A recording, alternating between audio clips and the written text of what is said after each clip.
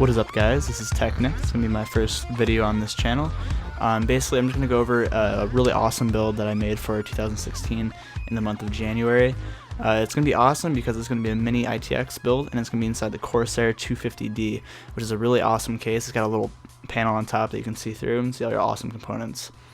And this is going to be a Skylake build because you got to go Skylake. It's 2016 now. Come on, let's go. Alright, first off, we're going to do the i5 6600K. It's a pretty obvious choice. Going to be a gamer-oriented build. Keeping it under $1,100, I wasn't really able to fit in the 6700K, and right now they are awfully expensive. They're sitting at around $420, which is just absolutely crazy.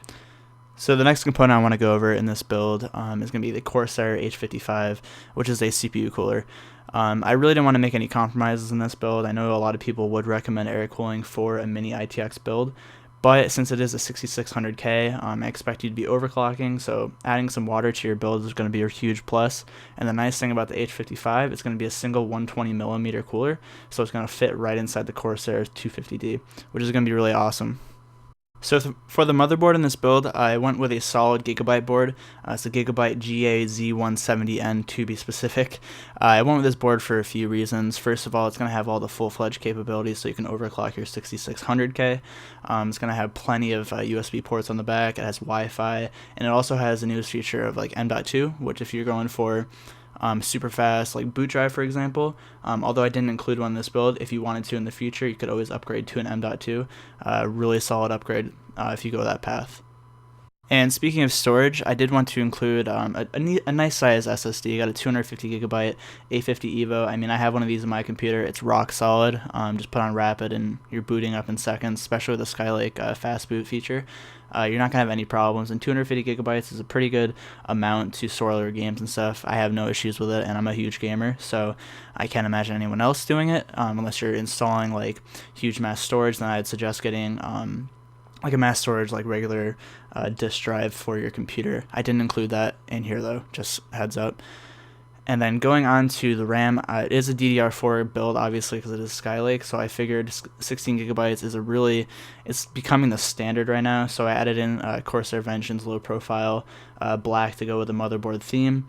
16GB and 2x8 configuration for this motherboard, and it's clocked at 266, which is just nuts. Love DDR4, love how fast it is.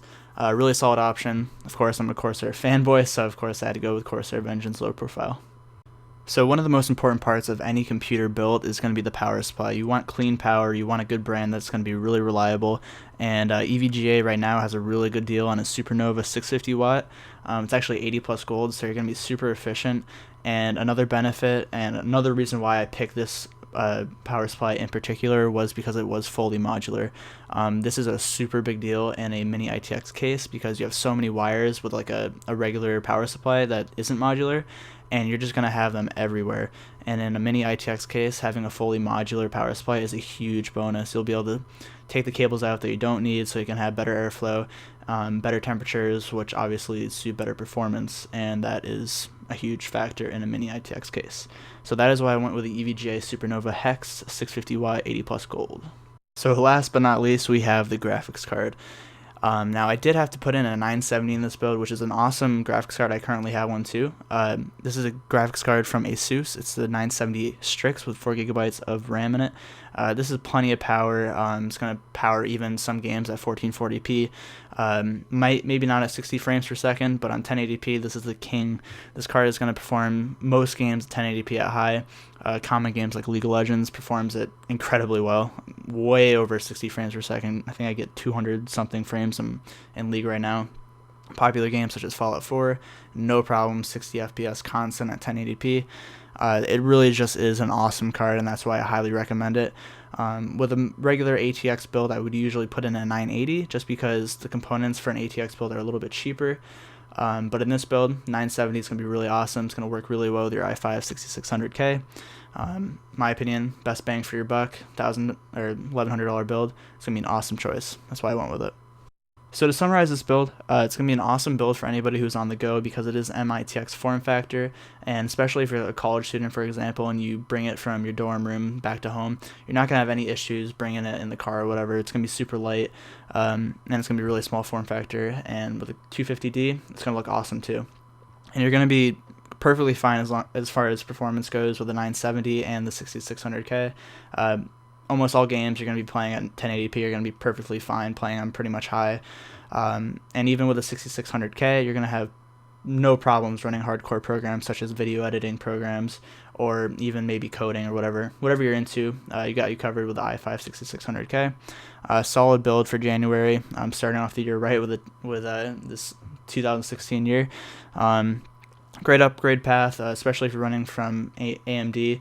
Highly upgrade to Skylake. It's a really good option. Intel just killed it with this processor lineup, and yeah. So I hope you guys enjoyed the video. Make sure to like and subscribe if you want to see more videos like this. And if you have any questions or comments about whatever the build, whatever you want to talk about, just leave a comment below. I'll respond to all of them. I'm happy to hear you guys' input on whatever components you guys felt was a better option or whatever. This is just my opinion. There are other options. And yeah, I hope you guys have a great day.